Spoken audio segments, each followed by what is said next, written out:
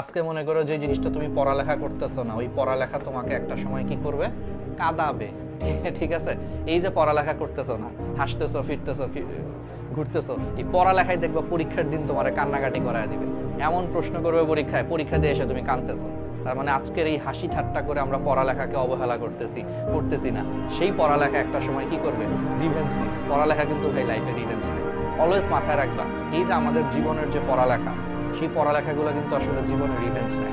তুমি আজকে হাসতেছো, ফিরতেছো, ঘুরতেছো, মানে কোনো গায়ে লাগাচ্ছ না, যা রে তুই পড়ালেখা তো হবে, এটা করা যাবেই, চিল করতেছো, আড্ডাবাজি করতেছো। বিশ্বাস করো, এই পড়ালেখা একটা সময় খুব কঠিন একটা রিভেঞ্জ। যখন এই পড়ালেখাটা কঠিন একটা রিভেঞ্জ দিবে না, ওই দিন দেখবা তুমি আসলে কাঁদতেছো। পড়ালেখা তোমাকে একটা সময় কান্না করাবে, কাঁদাবে। ওই দিন না, it will be too late, অনেক দেরি হয়ে যাবে। তখন তুমি রিয়েলাইজ করবে আসলে, বুঝছো, পড়াশোনাটা সবচেয়ে বেশি প্রতিহিংসা পড়া। তুমি আজকে পড়াশোনা করবা না, ঠিক এটা তোমাকে 2 দিন পরে ঠিকই কাঁদাবে।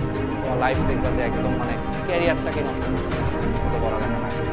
তো পড়ালেখাকে রিভেঞ্জ করতে দিও না, পড়াশোনা করো। পড়াশোনা করলে আবার পড়ালেখা তোমাকে অনেক ভালোবাসবে, দেখা যাবে যে আল্লাহর রহমতে তোমার একটা চমৎকার ক্যারিয়ার হচ্ছে। কিন্তু যদি পড়ালেখাকে অবহেলা করো, সে কিন্তু মারাত্মক রিভেঞ্জ দিবে। ওই দিন কিন্তু ঠিকই 2 দিন পরে কাদায়া দিবে তোমাকে পড়ালেখা, মনে রেখো।